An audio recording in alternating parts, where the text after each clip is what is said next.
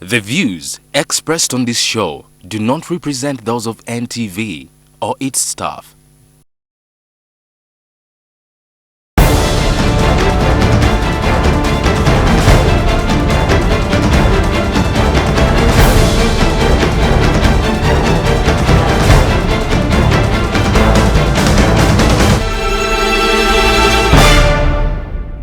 Welcome, honorable members, to this session of the People's Parliament, seated here in Kalungu District, a district that was carved out of Greater Masaka.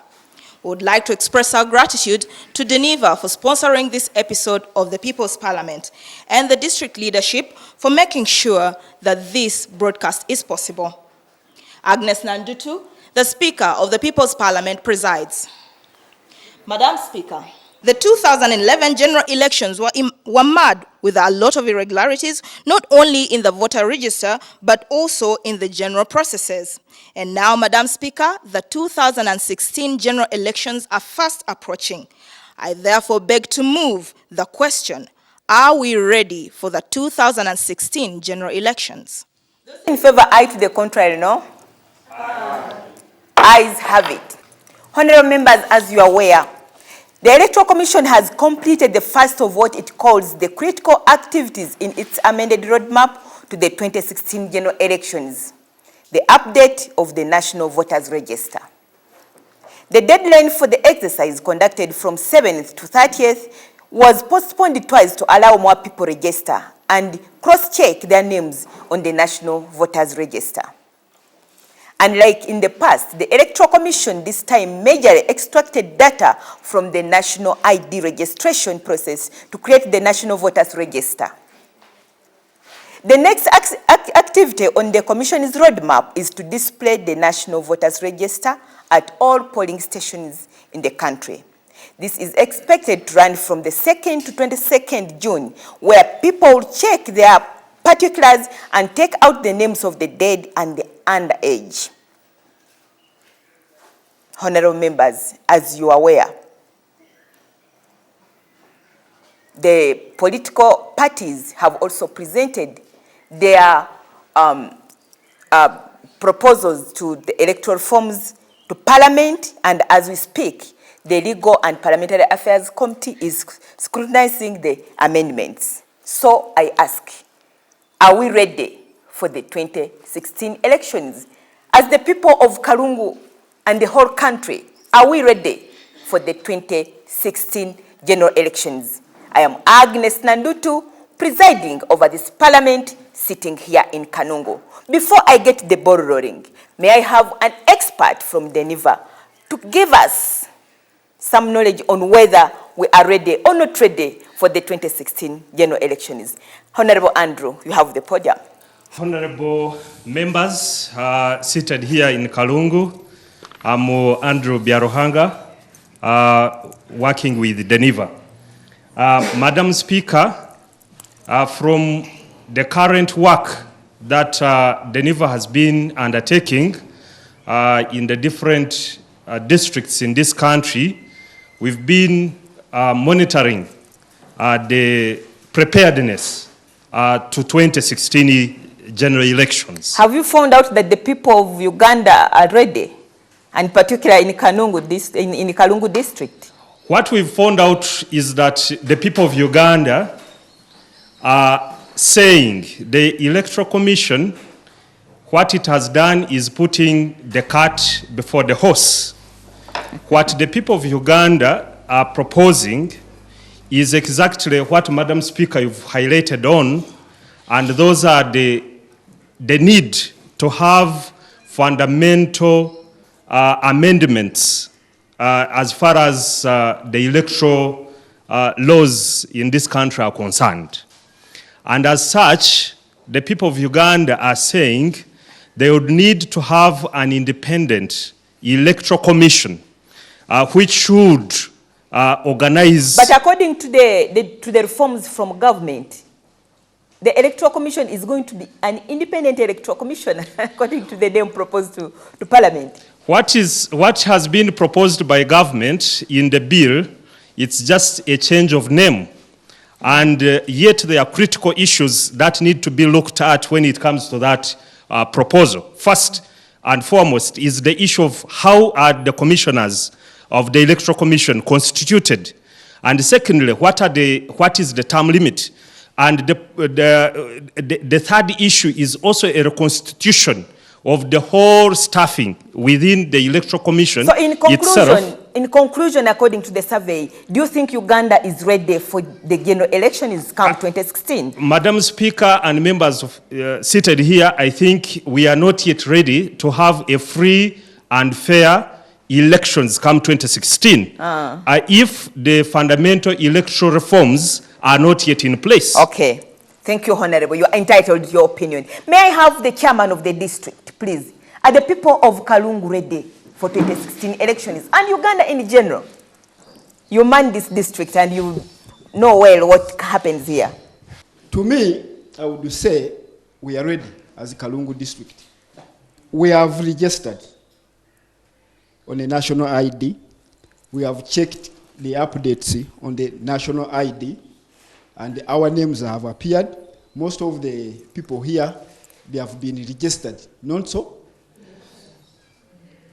Wonderful for Kalungu, huh? Despite the fact that we need some reforms at a national level, which has been debated upon, does not rule a fact that all along we've been voting based on the same process. So is he right to say that without the electoral forms, we shall not have a free and fair election? I was elected on a Democratic Party ticket. It wasn't the wish of the government that a DP man would take up the district. But the circumstances which were there, I think, which I can call free and fair, favored me to be here as a DP man. My honorable member of parliament is Gonzaga Sewungu. They fought so much that they want an NLM member of parliament. But he ended up being a member of parliament here. My honorable Sempija, he is an independent ticket. The system fought him so much that he loses, but at the end of the day, he won. I wouldn't rule out the irregularities in electoral reforms, but they have been existing. To me, I can say that we are ready for election as it was before, because these reforms we are demanding right now, they were there before, and I happen to be a district chairperson. So you are comfortable with the constitution of the Electoral Commission as per now? As per now. Thank you, Honorable. Thank you, Honorable. Madam Speaker, my name is Msema Christopher Tendo from Chamalibo Sub-County. For me, as the motion, are we ready for 2016 general election? For me, I think we are more ready. We are ready for the general election because of some of the reasons or the points I'm going to give. One, when you look at the roadmap, we are following the roadmap. We have the roadmap for the EC, the Electoral Commission, maybe the Independent Electoral Commission, and it has gone very far. Certainly, some time back with making polling stations, preparing polling stations, locating, merging, splitting more than 1,000 people. So that shows readiness in one way or another. Then we came the time of updating. Speak close to the microphone, please. We came the time of updating, but now we are going, very soon, we are going to do display exercise. All those things, they show readiness for 2016 general what?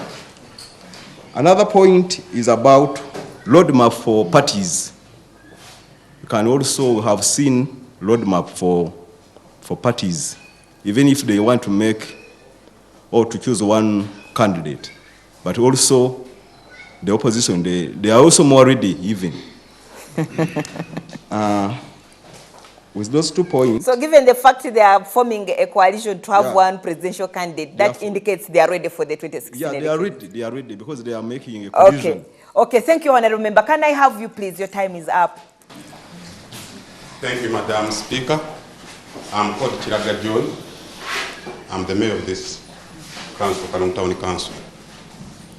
For me, I say that we are not ready as the country. And the people of Kalungu? They are also not ready. Go What we ahead. need is to have a free and fair elections. But this can only be when we demolish the Electoral Commission we are having. Because the Electoral Commission we are having is nominated by one of the opponents we are playing One with. of the contestants. Yeah. That one cannot be free and fair. For me, I think the commission we need must be consisting with different commissioners from different political parties and observers. That is the one which I think that can organize a free and fair elections. So I urge the relevant authorities to extend this election for at least 2 years. Yes, so that we can. Thank you very much, Madam Chair. Do you buy his view that the elections should be postponed? No. Yes, honorable member, you have the platform. Thank you, Honorable Madam Speaker, Honorable members of Parliament. The voters seem not to be ready because they haven't had enough civic education to know what actually they are going to vote. But the Electoral Commission itself, having undergone several electoral processes, we are far much 150% ready. Now, Madam Speaker, I'm articulating that the government in the remaining time, let it actually speed up and give some civic education so that we can help the voters come up with leaders. So no civic education has taken place in Kalungu district? I haven't attended one, so I can't speak for anybody. Okay. I believe they aren't. We end up electing leaders who might not actually represent the true. So, my appeal to the government is to throw civic education. Civic education. Thank you. Thank you. Yes, young lady. Are you of a voting age? Yes, Madam Speaker. Are you ready for general elections 2016? No, I'm not ready. Reason is? Madam, Speak to the people, please. I honor Madam Speaker. Thank you. Honorable members, I'm Nakav Mawini from Kabkunge Muslim Secondary School. And I'm saying that we are not ready for 2016 elections if the following are not considered. There is insecurity, especially in villages. What kind of insecurity are you experiencing, ma'am? Insecurity, what I'm trying to mean.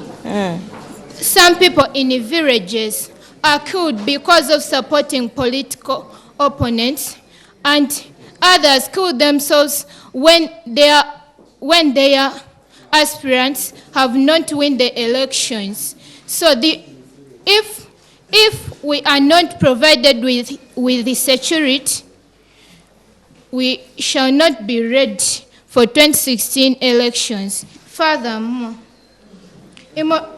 income inequality. In this I mean that the rich people are only allowed, the rich people are only elected. Because if you don't have money, there is some amount of money you need to pay in order to stand up for any political position. And if you're poor, there are some people who are poor and they have the ability. Thank you, young lady. She has actually expressed why she is not ready for 2016. One, there is insecurity. Opposition political parties do not have freedom to express themselves, and also the system does not allow the poor to participate in the general elections because there's some amount of money that they have to pay in order to register for that seat. But let's go for a short break, and when we come back, we are going to look at how we can handle the situation.